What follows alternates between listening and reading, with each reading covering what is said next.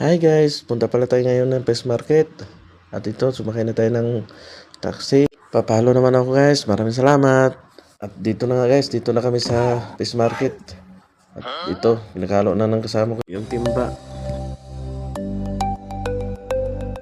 Dito pala kami sa Jeddah, Saudi Arabia guys.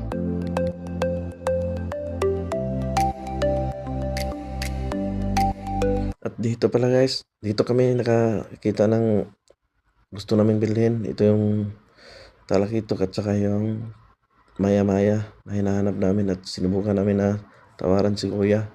At ito nga, nakipag-usap yung kasama ko sa kanila.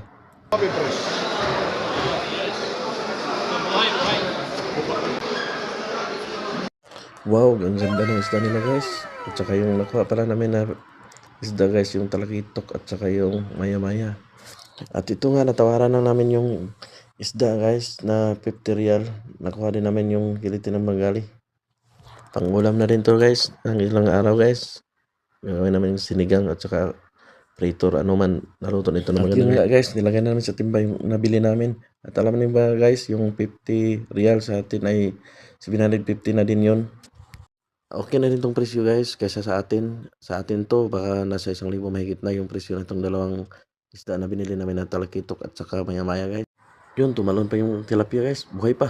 Oh, wow. Dito nga, uwi na kami. Huwag kalimutan mag-like, comment, and share guys. Thank you. Thank you for watching.